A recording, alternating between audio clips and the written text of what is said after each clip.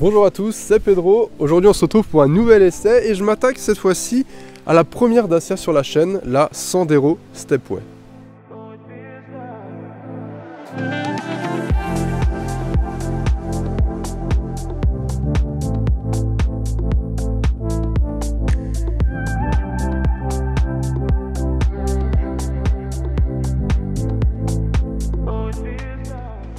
Avant de vous laisser avec l'essai, je voulais vous souhaiter mes meilleurs vœux pour cette année 2024 et surtout, le plus important, la santé. J'espère aussi que tous vos projets se mèneront à bien et par la même occasion, je voulais vous remercier d'être de plus en plus nombreux à suivre ma chaîne YouTube. Ça me fait extrêmement plaisir, elle se développe petit à petit et on est de plus en plus nombreux, ça me fait vraiment plaisir. Pas mal d'essais arrivent prochainement, j'ai quelques vidéos en stock, donc on garde ce rythme d'une vidéo par semaine pour l'instant jusqu'à ce que j'ai un petit peu plus d'essais. Donc on va voir comment ça évolue cette année. En tout cas cette année moi je suis chaud patate, on va bombarder, on va faire pas mal d'essais et j'ai hâte de vous montrer tout ça. En tout cas moi je vous dis à très bientôt et je vous laisse avec la suite de la vidéo. Et pour cet essai je suis à nouveau avec Idéo mon stagiaire, comment tu vas? Bah moi ça va très bien et toi Pedro? Bah écoute nickel avec cette petite Dacia. Bah franchement voilà, vraiment super mignonne je dirais. Ouais, pas, elle est... Dans cette config avec cette couleur, ouais, elle est sympa. C'est sympa. On a la dernière Dacia après le facelift avec ses nouveaux logos et clairement en termes d'identité là on arrive sur quelque chose de sympathique. Bah, c'est mieux que les anciennes quand même, je trouve, il y a une vraie évolution, c'est quand même plus sympa, c'est plus agréable. C'est plus identitaire je trouve. Oui. On les identifie, puis on les identifie bien mieux, enfin voilà, on les reconnaît plus, voilà. Ouais, nouveau logo qui forme donc le D et le C de Dacia. En dessous on voit marqué Stepway, quand on est sur la version un petit peu baroudeur de cette Sandero, qui existe aussi en version plus classique, sans tous ces contours de caisse en plastique brut. On avait déjà eu donc cette nouvelle signature lumineuse ici en forme de flèche un petit peu comme ça. Donc ouais, ce style très baroudeur avec cette petite lame avant, style un petit peu gris alu comme ça. Et en termes de style, c'est vrai qu'au début les Sandero c'était un petit peu compliqué. Et là je trouve qu'on a quand même quelque chose d'assez sympathique pour ce tarif là. Alors forcément on va revenir sur le tarif plus tard hein, parce que c'est la base un petit peu de ce véhicule qui est un des véhicules les moins chers du marché.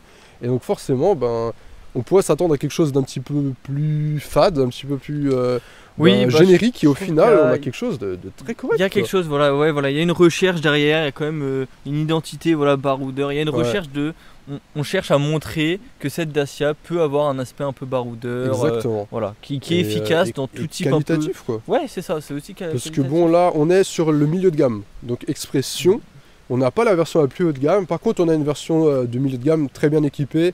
Donc on a les jantes de 16 pouces avec des pneus assez épais du coup, et au final ça rajoute un petit peu de confort, donc c'est pas plus mal. Ça rajoute du confort et ça alimente aussi ce côté baroudeur. Exactement. Voilà, des gros pneus, c'est vrai qu'esthétiquement ça rajoute un petit truc. Ici, au lieu de mettre un bandeau en plastique ou je ne sais quoi, on a juste mis un petit sticker noir, ça fait l'affaire. Et justement, il me semble qu'il y a des petits détails... Des détails topographiques, voilà, il y a un sticker un peu topographique avec voilà, un petit design assez sympa, une déco qui rajoute un petit truc. Effectivement, quelque chose d'aventurier un petit peu. Exactement. Et c'est vrai que par contre, sur la finition la plus haut de gamme, on a des détails cuivrés. Et il me semble que c'est justement à ce niveau-là, à la place ici du noir laqué, on a quelques petits détails autour de la voiture qui sont en cuivré. On a aussi les rétros qui sont en cuivré sur cette ici on les a en gris et ça se marie super bien avec cette couleur lichen green, donc vert lichen, qui est plutôt joli je trouve. On a des barres de toit modulables de série je crois sur cette finition Expression. Et puis c'est super sympa, voilà, on peut mettre ma coffre de toit, etc. C'est là où on voit du coup que c'est vraiment destiné à l'usage familial, pourquoi pas partir un week-end ou ce genre de choses.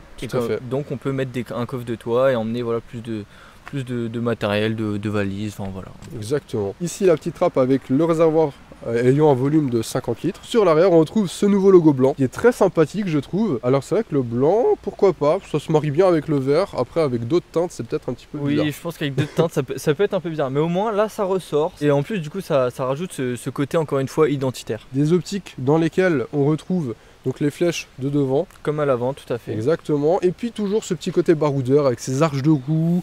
Ici on a à nouveau la petite lame en style alu comme ça. Et non franchement elle a une bonne petite gueule cette petite Dacia Sandero. Je trouve que en termes de visuel on a vraiment cette impression que c'est un véhicule qui peut passer un peu partout, qu'on peut aller un peu partout. Alors sans aller dans l'excès, ça reste une traction, voilà. Mais on a cet aspect de on peut aller dans des chemins, on peut sans trop craindre de l'abîmer. C'est ça. Voilà, ça passe un peu partout. Enfin, c'est assez efficace, c'est assez polyvalent. En termes de motorisation, on a pas mal de choix. 2 blocs essence ainsi qu'un GPL. On n'a plus de diesel. Ici, on a donc 90 chevaux en essence. L'essence, on peut aussi l'avoir en 110 chevaux. Et on a un bloc GPL de 100 chevaux. Il y en a un peu pour tout le monde, chacun voilà, choisit, peut trouver ses avantages dans différentes motorisations. Ici on a donc le 90 chevaux avec la boîte CVT. Je savais pas du tout que ça existait sur Dacia. Je savais pas non plus. J'ai découvert ça du coup en demandant le véhicule à Dacia France. Et du coup c'était un test, je me demandais ce que ça allait donner. Écoute, ce que je te propose c'est qu'on passe à l'intérieur, parce qu'il y a pas mal de petites choses aussi à dire. Il y a pas mal de choses très intéressantes. Mais avant ça, je vous invite à vous abonner à la chaîne, parce que j'ai vu que vous étiez beaucoup à regarder sans être abonné. Donc n'hésitez pas à le faire, ça m'aiderait grandement pour développer cette chaîne, afin d'être plus crédible auprès des marques et de vous présenter de plus en plus de véhicules. Merci à vous. On est donc à l'intérieur, forcément on est sur une Dacia, il ne faut pas s'attendre à quelque chose de très haut de gamme. Alors c'est bien assemblé tout de même, là il fait super froid, ça craque pas, il n'y a pas de craquement, il n'y a pas de bruit. Par contre effectivement on a beaucoup de plastique dur, mais ça c'est tout à fait normal quoi. C'est sûr qu'il ne faut pas forcément s'attendre à des choses premium ou ce genre de choses, mais ça reste vraiment correct. Déjà visuellement c'est sympa, c'est agréable, c'est super joli. On a des petits détails cuivrés un petit peu partout, qui rappellent donc, si on a la version la plus haut de gamme, les petits détails cuivrés de l'extérieur. Moi je trouve ça assez sympa et visuellement c'est joli quand même, quoi. Ça présente bien. Ah, je suis assez d'accord, et puis même avec cette planche de bord là un peu en tissu, ouais, voilà, c'est assez agréable, ça se marie bien et ça rajoute un peu de couleur voilà, à l'intérieur de la voiture et je trouve ça vraiment sympa. En fait c'est bien pensé quand même. Ça c'est bien même dispatché, etc. Enfin ça... Voilà, on a cette buse ici qui vient rappeler aussi un peu le logo du coup. J'ai l'impression aussi, ouais, surtout à ce niveau-là, avec ici, vraiment le C retourné. Et on a quand même un écran de 8 pouces, Apple CarPlay, Android Auto, un GPS. On a des petits raccourcis pour rejoindre le menu, le volume, etc. Et surtout, ici, un petit porte-téléphone. C'est tout bête. C'est un petit accessoire en plus, voilà, c'est pas dans toutes les voitures, enfin, c'est même assez rare. On l'achète à part quoi. Voilà, c'est ça. Et là, c'est tout de suite inclus. C'est tout de suite inclus. Donc, il est orientable et tout, donc on peut vraiment le mettre dans tous les sens. Et on a tout de suite la petite prise USB derrière pour donc connecter le téléphone afin d'accéder à Android Auto et Apple CarPlay. On a une deuxième prise ici pour recharger. Et au final, ouais, c'est quand même bien présenté. Le nouveau logo ici en blanc sur le volant. On reconnaît les petits boutons c'est sur les Clio, je crois, les Clio 5. Ah oui, c'est ça. Comme le réglage d'ailleurs de la ventilation. C'est exactement comme sur les Clio 5. Donc on retrouve quelques petites pièces du groupe Renault, ce qui est logique. Comme le Komodo ici, là, pour le volume. Mais c'est sympa, on a compteur aiguille, hein, on n'a pas de compteur numérique, mais en même temps à quoi ça sert? Pour juste afficher la vitesse et puis le compte tour. En fait on a tout. On a tout ce qui est indispensable, quoi. Voilà. On a le simple et l'efficacité. Et puis après tout, moi je pense que c'est ce qu'on demande à une Dacia, c'est que ce soit efficace. C'est qu'elle nous emmène d'un point A à un point B de manière sécurisée, on se sent bien. Et franchement, voilà, on n'a pas besoin de demander plus à une Dacia. Et je pense je trouve qu'elle remplit vraiment bien tous ces critères qu'on demande à une Dacia, quoi. Puis on a des sièges aussi avec des petites surpiqûres qui rappellent encore cuivré. Exactement ici, juste là. Et puis c'est confortable sans être extrêmement confortable non plus. C'est pas, oui, voilà, forcément, c'est pas des sièges un peu premium, ce genre On a quand même des réglages en hauteur, etc. On a tous les réglages. Mais on n'a pas de réglage lombaire forcément. Mais après voilà, on peut pas non plus trop en demander. C'est ça. La Sandero de base débute quand même à 12 000 €. Franchement, c'est vraiment correct pour ce qu'on a. C'est ouf. Franchement, c'est raisonnable. Et puis on a un petit toit ouvrant. On a un toit ouvrant. Certes petit, mais ouvrant. Alors là, on a le petit pare-soleil, mais en fait, lorsque le toit ouvrant s'ouvre, ça s'ouvre complètement. Donc on a vraiment toute l'ouverture. Et puis voilà, ça apporte un petit peu de luminosité, et puis ça fait toujours plaisir dans une voiture franchement, voilà, pour la famille, etc. C'est quelque chose en plus, voilà, c'est un plus, c'est du bonus, c'est cool. On a aussi les sièges chauffants. Les sièges, c'est vrai que c'est chauffant. C'est mine de rien, sur une voiture, voilà, à un prix quand même assez bas. C'est vraiment agréable d'avoir ces sièges chauffants réglables sur 2 niveaux. Sur 2 niveaux, voilà, c'est vraiment pratique. C'est sympathique, c'est réussi. Ouais, voilà, c'est ça, c'est réussi. Comme dit, on n'a pas besoin de plus. Alors oui, comme dit, il y a du plastique dur, etc. Il y a certaines personnes qui vont effectivement s'en plaindre. Mais en soi, il n'y a pas besoin de plus, quoi. Pour vraiment la personne qui veut juste une voiture, etc. Même, je trouve, moi, sur l'esthétique, il y a même un effort quand même. Ouais. On voit, voilà, même sur ces portes, là, ce grand liseré marron qui vient rappeler les bus, qui peut rappeler du coup l'extérieur, comme on a dit, sur l'extrême. Ce tissu aussi, enfin voilà, ça reste quand même assez qualitatif. C'est pas non plus que du plastique, quoi. C'est ça. Là, il y a un petit effort. Alors, je sais pas comment étaient les anciennes générations. Je sais pas non plus, mais j'avoue, j'ai pas regardé. On peut constater quand même un effort. C'est sympathique. Et au niveau du coffre, on a un volume de 328 litres. Ce qui est plutôt pas mal hein, pour un véhicule de 4,10 m de long. Bah c'est ça, et puis pour un véhicule qui se veut familial, enfin franchement. Exactement, je pense que voilà, ça suffit quoi. Pour la ville, même pour un week-end ou partir en vacances en petite famille. Ouais, on peut facilement mettre 2 valises. Ouais, facilement. Surtout que comme vous pouvez voir, on a du coup un sous-plancher, donc on peut descendre le plancher tout en bas jusqu'au niveau de la roue de secours. Du coup, on peut gagner pas mal en hauteur quoi. Rapide tour à l'arrière pour voir un petit peu la place dont on dispose, l'habitabilité. Alors. Moi je fais 1,84 m, le siège avant il est réglé pour moi, mes genoux frottent un petit peu, mais mes pieds peuvent passer en dessous du siège. Je suis quand même bien installé, j'ai au niveau de la garde de toit pas trop mal, il y a de l'espace, je me sens pas comprimé à ce niveau-là. Donc c'est plutôt pas mal. Et toi qui es un petit peu moi, plus petit. Vrai que moi qui suis un peu petit, je suis quand même un peu plus à l'aise. Mais franchement, ouais, moi je suis vraiment bien. Après voilà, il faut aussi rappeler que c'est peut-être un véhicule qui est plus destiné aux familles, donc généralement peut-être plus des enfants derrière. Donc c'est pour les enfants ça passe largement. Pour des enfants c'est voilà, c'est vraiment bien quoi. Et voilà, après moi si j'aurais d'autres choses à dire, ce serait aussi voilà, c'est dommage que ici ce soit aussi du plastique, ils auraient pu mettre un petit coup de voilà, un petit peu de tissu aussi comme à l'avant, faire un petit rappel à l'arrière. Parce que là on a vraiment toute la porte qui est vraiment que en plastique dur. Après on a des petits appuis-têtes. Voilà, et puis ce rappel aussi sur le siège là où on a le tissu, les surpiqûres aussi en cuivre. Donc voilà, ça fait aussi des petits rappels, ça reste sympa. C'est une 3 places quoi. Ouais, voilà, je vais voir quand même au milieu ce que ça donne. Et bah, il y a toujours de la place au niveau de la tête. Mes cheveux ne frottent même pas. Et c'est encore plus moelleux que sur le côté. Ok. Alors ça, je m'y attendais pas. Alors, on est un petit peu plus haut, mais c'est un peu plus moelleux. Et mais c'est vrai que les sièges, la banquette arrière est quand même moelleuse. Comme les sièges avant, ils sont assez et puis là, quand je vois que tu étais au milieu, il y a d'autres voitures où je me suis déjà retrouvé à 3 derrière et je me sentais plus oppressé, plus serré que ça. Là, je trouve que ça va. Voilà, forcément à 3 derrière, on est forcément un peu serré. Mais là, ça allait. Enfin, j'aurais pu faire un peu de kilomètres quand même comme ça. Ouais. Pas 5 heures non plus, un peu de kilomètres. Mais voilà. Pour une famille, je pense que c'est vraiment pas mal. Ça suffit. Une petite famille avec des enfants, largement quoi. C'est efficace. Voilà, encore une fois, moi je trouve que c'est le mot de la voiture, c'est efficace.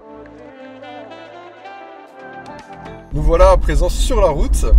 Et au final, cette Dacia, je suis assez surpris, mais positivement, sur pas mal de points. Parce que ma seule expérience en Dacia, c'était la Spring. Donc, je sais pas si tu vois un petit peu à quoi ça ressemble. Oui, je vois. Oui. C'est assez petit, il y a des roues minuscules et j'ai pas trouvé ça safe du tout.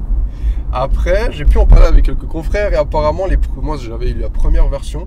Et les premières versions étaient un petit peu limites, mais que ça a été amélioré à ce niveau-là. Donc à voir ce que ça peut donner. Mais ouais, je m'attendais à retrouver quelque chose d'assez moyen en termes de comportement. Et au final, c'est assez safe, je trouve. Oui, même en tant que passager, moi c'est la première fois aussi du coup dans une Dacia. Et au final, je trouve que c'est safe comme d'autres voitures. Enfin vraiment. C'est ça. Ça prend pas trop de roulis. C'est pas dangereux non plus, on se sent en sécurité. Même j'ai fait de l'autoroute sous la pluie, comme toute autre voiture, effectivement il y avait des moments où c'était un poids délicat. Elle s'est super bien débrouillée, donc je suis assez impressionné. Ouais, c'est assez sécuritaire en soi, dans la globalité, malgré qu'on n'ait pas toutes les aides à la conduite quoi. On n'est pas, c'est pas un 4x4 non plus, mais on est un peu surélevé moi je trouve. Enfin voilà, on n'est pas non plus bas dans la voiture, et du coup ça apporte, moi je trouve ce côté un peu sécurisant. Ouais, je vois, un peu SUV quoi. Ouais, voilà, un peu SUV. Bon, c'est un grand mot SUV, mais voilà, on est un petit peu rehaussé comparé à d'autres voitures qui sont un peu dans la même gamme, et au final du coup je trouve ça assez cool quoi. On se sent plus safe. L'avantage aussi avec cette Dacia, c'est qu'étant donné qu'on a un poids relativement faible, 1105 kg, ça se fait quasiment plus sur des véhicules de série maintenant, avec toutes les options etc. Du coup on a quelque chose d'assez agile. C'est assez maniable, même en ville et tout, on a un bon angle de braquage et tout, donc c'est plutôt pas mal à ce niveau là aussi. En termes de puissance, les 90 chevaux, moi au quotidien je les trouve suffisants, soit même en montagne. Je suis d'accord, même en montagne je trouve que ça va, au quotidien ça va aussi. C'est pas un foudre de guerre non plus, mais bien sûr, ça suffira pour la majorité des personnes, je pense. On vous parlait tout à l'heure de la boîte CVT, alors effectivement, il y a du bon et du moins bon sur cette boîte. Déjà en point positif, j'ai trouvé que par rapport au CVT d'un autre groupe, c'est plutôt silencieux. Moi, je suis d'accord, même en passager, on le ressent, on l'entend moins, ouais. C'est plus agréable. Moi, je la trouve plus agréable en termes de sonorité. Parce qu'en fait, c'est dur en fait, parce qu'on a 7 rapports pré-programmés. Généralement, en fait, avec les boîtes CVT, on a un rapport. Et cette fois-ci, sur cette boîte CVT là, on a 7 rapports pré-programmés. Du coup, ça permet de doser un petit peu et du coup, ça passe. On a l'impression d'avoir une boîte automatique classique en fait. Et du coup, ça évite de trop monter dans les tours et effectivement d'entendre ce bruit redondant où ça monte dans les tours et ça. Et là, du coup, on l'a pas. Il est cassé par ces rapports.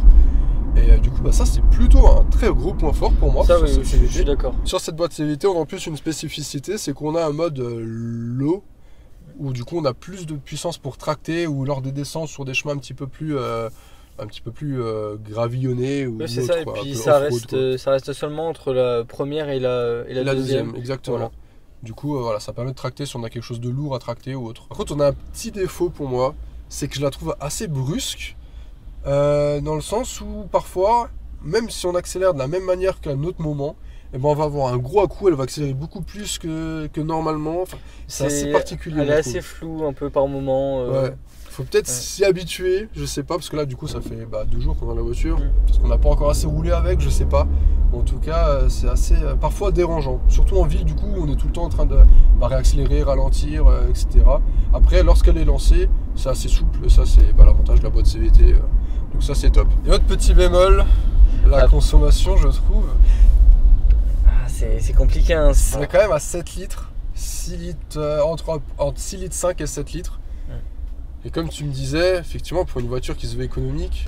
à la base, c'est une voiture qui est considérée, qui est destinée à une clientèle qui se veut économique. Si la voiture, elle est pas chère, mais que derrière, on a une consommation à 7 litres de moyenne en faisant principalement de la ville ou de la départementale, c'est compliqué, quoi, parce que elle répond pas à certaines caractéristiques qu'on va lui demander, quoi. J'ai pu lire un petit peu partout que c'est mieux qu'avec une boîte manuelle. Et du coup, ça m'étonne, quoi. Enfin, je sais pas. Pour une voiture aussi légère, etc. Oui, c'est ça. C'est léger. C'est pas un gros moteur, quoi. Ouais. Et on arrive à une consommation à 7 litres en moyenne. Moi, je trouve ça. Ouais, un poil élevé, ouais. Surtout avec une CVT en plus. Puis forcément, on va parler du tarif parce que c'est ce qui intéresse, hein, surtout chez Dacia, parce que c'est le point fort du coup de la marque, proposer des véhicules complets à des prix relativement bas, enfin relativement encore, c'est vraiment bas comparé au reste du marché. Ça démarre à partir de 11 990 €, donc 12 000 €. On a une Sandero d'entrée de gamme, pas une Stepway, une Sandero classique. La Stepway démarre à partir de 15 100 €. C'est franchement très raisonnable. Hein. Et puis c'est impressionnant, il faut se dire que pour 15 000 €, on a une voiture neuve, quoi. C'est ça. Puis en fait, pour les personnes qui veulent juste une voiture pour se déplacer d'un point A à un point B, qui s'en foutent de l'image, qui s'en foutent de l'automobile en général, de tout ce qui va être gadget, technologie. Exactement. Ça suffit largement. Puis après, il y a aussi le tarif. Forcément, c'est préférable pour un certain type de clientèle avec des bourses plus faibles que d'autres. Et ben effectivement, ils peuvent quand même se permettre d'acheter un véhicule neuf et un véhicule qui est correct, quand même relativement bien équipé. Même si effectivement, on n'a pas toutes les aides à la conduite. Hein. On a quand même l'avertisseur d'angle mort. On a le freinage d'urgence, le régulateur de vitesse, donc c'est déjà pas mal en soi. On a le principal. Après, c'est sûr qu'on n'a pas de maintien dans la voie, etc. Mais est-ce qu'on en a réellement besoin au final? Pour les gros rouleurs, je dirais que oui. Après, pour la clientèle visée par Dacia, je ne pense pas. Et puis c'est surtout que moi, je vois ça plus comme du bonus, du plus, quoi. C'est pas essentiel. Ouais. Et là, on a vraiment l'essentiel, ce qui nous suffit. Mais une voiture comme à l'époque, quoi. Ouais, voilà, c'est ça. Et ouais, on n'en a pas forcément besoin. Et puis c'est du confort en plus. En soi, et c'est surtout forcément, qu'est-ce qui fait que les autres voitures sont plus chères? C'est toutes ces aides, c'est toutes ces technologies embarquées. Toutes ces technologies, exactement.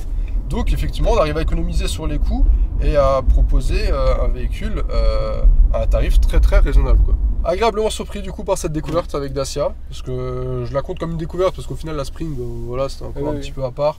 Là, on a vraiment une vraie voiture complète. Non pas que la Spring n'est pas une vraie voiture, mais vous m'avez compris. Franchement, agréablement surpris. Et puis, je serais quand même tenté de découvrir les autres modèles. Par exemple, le Duster, parce qu'ils se vendent énormément aussi. Et je serais quand même curieux de voir ce que ça peut donner quoi.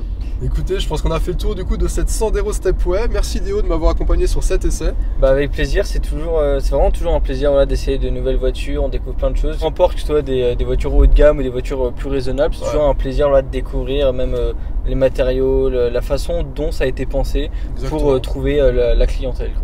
Tout à fait, on a un bon exemple là du coup. C'est ça. Si cet essai vous a plu, n'hésitez pas à aimer cette vidéo et à vous abonner si ce n'est pas encore fait, ça m'aiderait grandement comme je vous l'ai expliqué. N'hésitez pas aussi à me suivre sur Instagram, j'y poste pas mal de photos et puis quelques stories en backstage et puis ça vous permettra aussi de voir ce qui arrive sur la chaîne en avant-première. Sur ce, je vous dis à très bientôt pour de prochaines vidéos. Allez, salut!